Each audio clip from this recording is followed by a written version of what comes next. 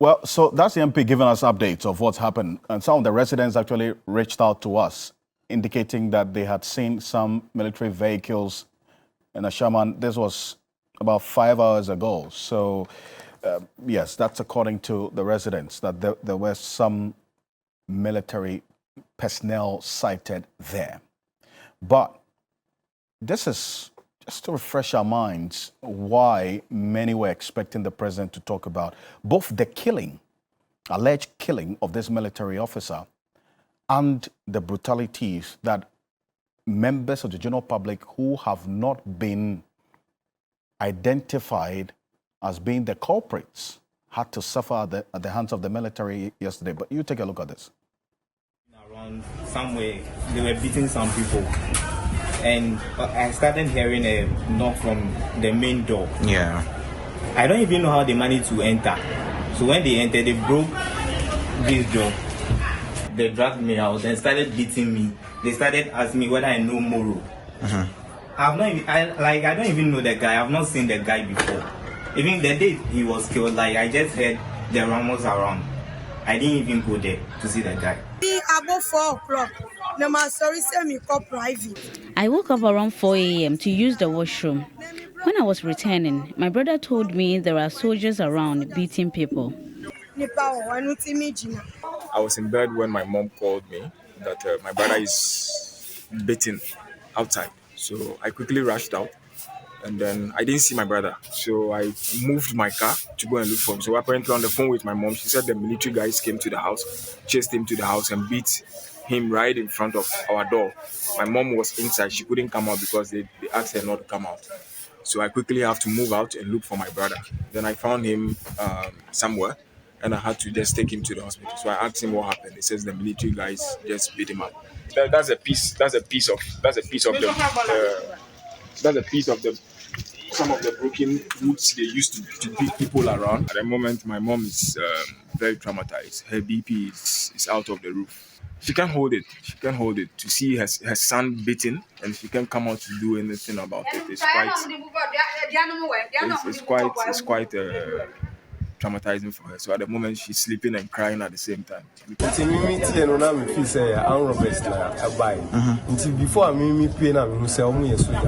I thought they were armed robbers. I got to know they were military men after I got out. I was told to follow them till we got to the roadside. Then I realized there were lots of people there and they were abusing us. Well, so those are some of the victims of the military invasion of Ashaiman yesterday. Oliver Vormawor is private legal practitioner. He's also the convener for the Fix the Country movement. He's with us in the studio. Thank you, so Vormawor, for joining us this evening. So, and it's still in the State of the Nation address. You were expecting the president to talk about this. Why? I mean, in many respects, I think constitutionally, we've agreed that when you have a president who is head of state, whoever the person is doubles as commander-in-chief of the Ghana Armed Forces. We're in a time of critical national conversations about the role of the Ghana Army and what is done in our communities. But also importantly, a young man has lost his life. A military official who has lost his life under circumstances which do not befit the kind of national image we have of ourselves. I think it is important of a president who has showed no hesitation in tweeting about deaths of people abroad. George Floyd, being an example, would keep mum and shut up about the death of a military officer. I think it's very unfortunate. Especially as I understand now, he's not even reached out to the family or spoken to anybody in the family. I think he doesn't show leadership. And I'm very disappointed that in the moment as the national address, State of the Nation address, he failed to address the issue. But also critically, we are having a conversation about the role and conduct of the military. So for you, to the extent that, well, he's talked about what's happened in other countries. I mean, you made reference to George Floyd and the murder. Yeah. You were expecting that some that's happened in this country, he would capture in the State of the Nation, the State of the Nation address. So, one of the things we need to be able to understand about what is happening currently is that it's not only a topical issue, but in the past 3 years, there have been 10 at least 10 incidents of military persons going into communities and brutalizing people. Over the last 3 years. Over the last 3 years. If you 10 go incidents. back, yes. And I mean, I'm talking about Ejura, I'm talking about Wa, I'm talking about Ashaiman, I'm talking about Somanya, Boku. So all these incidents have almost a repetitive nature, and it's become a normalized experience of our democracy that military persons are able to jump onto the streets and misconduct themselves in this manner. Everybody is questioning, the voice and the wisdom of political actors in being able to restrain the military when they do these things. So I think that in addressing the nation on this particular time, in this moment, it is a failure of leadership to not mention it and to address it squarely with the nation. I see, but you see, I spoke to the Deputy Defense Minister yesterday on the show, and I know you followed it quite closely. He said that this is a sanctioned operation by the top command, in fact, the hierarchy of the military. One of the things which is critical to have, and with all due respect, I'm still holding my breath and believing that the Deputy Minister is going out on a limb and is not speaking on behalf of the government. Because if it is, I think we are in bigger trouble. He's a Deputy Defense Minister. Yes, he hasn't spoken, he doesn't speak with authority, he doesn't speak in a way, with a level of maturity that the conversations we need to have What exactly do you mean, exactly? What I mean is that we are having a critical conversation about the safety of our democracy to suggest to the majority of Ghanaians that the military high command, without regard to the authority of the commander-in-chief, without regard to the political institutions we have in this country, can deploy military persons onto our streets to deploy both aerial support and also ground forces onto the streets into our communities in a time when war has not been declared. I think it's suggesting that there's undermining the democratic institutions in a way that I don't think he's paying attention to. So I am hoping at least I was hoping that the commander-in-chief himself, given the opportunity on a big stage like Parliament, will be able to speak frankly to the issues, and he failed to do that. And I think we are poorer for it, to be honest. What does the president's silence on this matter tell you? For me, there are two things at play here. That the impunity that we are seeing from the military is something that is sanctioned from the highest up. That's the first feeling I get. The other one is equally scary, which is this idea that political office holders are so frightened of the military that even when they misbehave themselves, they are not able to speak squarely to the issue. Then it means that we haven't been able to retire brutality and violence in our democracy that we tried to do in 1992. That undermines people's confidence and faith in the Fourth Republic. And I think that as a president who for many years was at the forefront of demanding a return to democracy, he's made a poor job of securing that democracy. If anything at all, he's brought us to a brink where we have to be much more fearful of what could happen to the Fourth Republic. And you see, this is not the first time. You talk about, for instance, when the Major Mahama was murdered. We saw this, they went to Denchorobasi, the military on their own, rounded a number of people up. We've seen this, about 184 people were rounded up yesterday, 150 have been released, 34 are being held from what we understand. What does the law say about instances like this? First of all, the law is clear that the military's role has nothing to do with domestic law enforcement. They have no such role. Their interventions in domestic affairs must be sanctioned with the authority of the commander-in-chief. The Constitution says regarding the military that they are in charge of external affairs and that they can be deployed by the commander-in-chief in issues of national development. Now, in the past, we've had instances where we have used them in joint police and military operations to secure law enforcement, on issues of law enforcement. But in all those instances, it has always been made clear that the police take the operational command, and the military is supposed to provide support. Now, the conversations we're having now is the military taking the law into their own hands. And when they're taking the law into their own hands, it means implicitly that they are breaking the law. And I know that Professor Apj Etua, for instance, has talked about how he is surprised that an IGP who, for instance, wrote 7 pages of letter to the British High Commissioner talking about influence and whatnot, has not been able to speak clearly to assert the jurisdictional sphere and autonomy of the police in investigating these issues.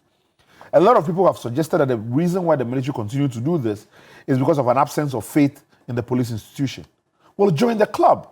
So many citizens have faced issues within our democracy where they have complained about police conduct or police misconduct. A lot of the times when we criticize the police, we do so in expectation that they will improve their services to us. Not an invitation for citizens to take the law into their own hands.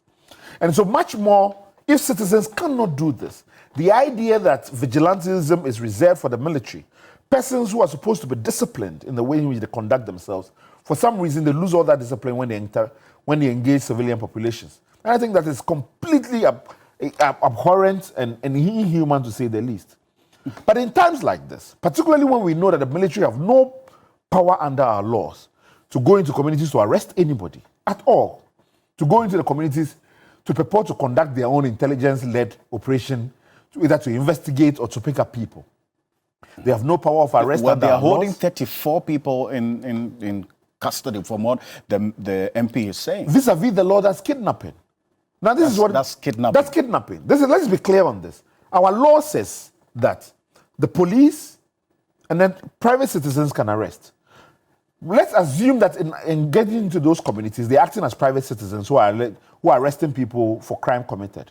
But the law is clear that the only instances where private citizens can effect citizens' arrest is where persons are in the process of committing a crime. And once they do so, they must immediately hand over the persons to a nearest police station. There's no law or coverage for them keeping the persons in their home or within any of the barracks they have. That is kidnapping citizens in the broad daylight of our democracy. And I don't think that any of our democratic institutions or the voices of conscience in this country should countenance this or be timid in rebuking the military for what they have done. Now, if the fear is that because the military wield guns, we should cower in our ability to speak truth to power, then I think we are losing it as a nation. I have only respect for persons who derive the authority from law and not from the gun. And I think that we all have to be able to speak clearly and concisely to the military for what they have done. I think we all sat through as a nation through the reconciliation years. And we all promised ourselves that never again. This is happening right in front of us. And how we respond to it will be tomorrow will be the judge of it. And I don't want to be able to sleep. I'm not going to sleep and see such violations happen in our democracy and keep quiet about it. But you see, as established, but earlier we got to know that the police, when this incident first happened, the police actually took up investigation. The murder of this soldier. And said the police had initiated investigations already, even before the military invasion yesterday. I want us to then establish that, and then also now the military now taking matters into their own hands, sort of, to try and seek justice or find the perpetrators of this crime on their colleague by themselves when the police is already investigating. I mean, what does the law say in these instances? So let's be clear. You're correct. That information that I also have is that the police had picked up a couple of suspects even prior to the military going into the community. Now, I listened to the honorable member, Honorable Nogwe for Ashaiman, where he was talking about his understanding was that the military were looking to enter into the communities on 7th March. Perhaps the significance of the day made them defer it to the next day. Now, if the police have already arrested individuals and continuing investigations, there's no indication about the deficiency of the police action in this case. The military then going into the community suggests that what they went there to do was revenge, was to beat power. Well, they said that's not what they sought to do. This is in the statement that they issued, which has been deleted the last time we checked. You know, I don't expect that they were going to admit that this is what they did, in fact. But their actions demonstrate that this is what it is. If it quacks like a duck, you call it a duck. They went in there to brutalize people. They bumped into people's homes, dragged them out, and beat them up. They lined them onto the street, made them roll in mud, and lashed them on our streets in our democracy. This is what they did. They did so only for the purposes of revenge. Now, in the process, they kidnapped 184 citizens. And then they claiming by that same statement that this was intelligence-led. No intelligence-led operation would lead you to gather 184 citizens at random and release 150 of them. On what basis were those detained to begin with? Now, they're continuing to hold 34 citizens still. I am continuing to urge them that if they have any respect for the remnants of this democracy, if they have any respect for themselves, even if the commander-in-chief refuses to act, that they release those individuals promptly. Now, myself, I'm going to, yes, myself, We're going to be writing to them tomorrow because we have taken up the charge and cause to provide legal representation to all the victims involved. You're going to provide legal representation? Absolutely. To the victims of the brutality? To all the victims. We have made our doors open. We've put out our numbers there. Our volunteers from tomorrow through Saturday are going to be in the communities, reaching out to every individual who was injured, who was attacked, to reach out to us and get legal representation. So what's the legal redress that these persons, we've been showing a number of them on television, can resort to in a situation like this? So the same thing that happened, for instance, with Ejura, that I provided legal representation to the families and they got compensation, that we are going to make every attempt to sue the Ghana Armed Forces. We're going to sue the Ghana Armed Forces for what they have done. But beyond that, that is individual attempts to seek redress for this. There's a collective responsibility on the state to be able to provide justice to the individuals affected, which is by ensuring that those who did this do not go scot-free, that they are punished for their actions. And it is important that the Attorney General takes the lead in ensuring that this is done. Because we cannot countenance that and let people walk scot-free. If not, this is not a regime which is based on the rule of law. So privately, we are going to provide that legal support to individuals. Everybody who is attacked, anybody who was dragged out of their homes, anybody who was kidnapped, subsequently released, any encounter with the military, any form of encounter with the military. That's in Ashaiman. In Ashaiman. Okay. We'll be providing that legal representation for them to sue. And we are inviting persons to reach out.